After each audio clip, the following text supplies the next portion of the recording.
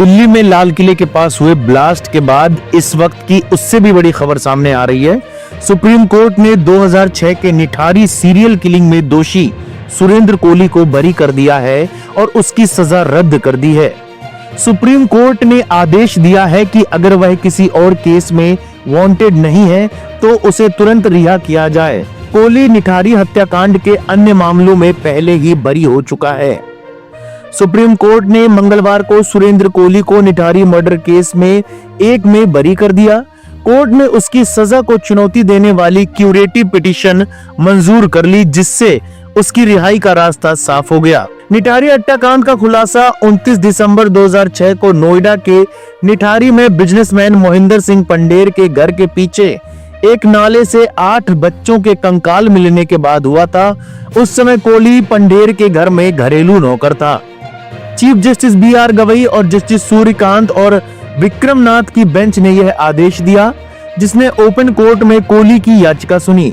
Justice नाथ ने आदेश सुनाते हुए कहा, ऊपर बताए गए कारणों से क्यूरेटिव पिटीशन मंजूर की जाती है।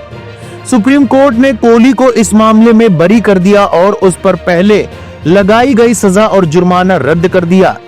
बेंच ने कहा, अगर किसी और मामले या कार्रवाई में जरूरत ना हो तो याचिकाकर्ता को तुरंत रिहा कर दिया जाए। कोहली को नोएडा के निठारी गांव में एक 15 साल की लड़की के रेप और मर्डर के लिए दोषी ठहराया गया था और फरवरी 2011 में सुप्रीम कोर्ट ने उसकी सजा को बरकरार रखा था। उसकी रिव्यू याचिका 2014 में खारिज कर दी गई थी। हालांकि जनवरी 2015 में इलाहाबाद हाई कोर्ट ने उसकी दया याचिका पर फैसले में बहुत ज्यादा देरी के कारण उसकी मौत की सजा को उम्र कैद में बदल दिया था। अक्टूबर 2023 में इलाहाबाद हाई कोर्ट ने कोहली और सह आरोपी पंडेर को कई अन्य निठारी मामलों में बरी कर दिया। 2017 में ट्रायल कोर्ट द्वारा दी गई मौत की सजा को पलट दिया। कोर्ट ने कोहली को 12 मामलों में और पंडेर को 2 मामलों में बरी कर दिया।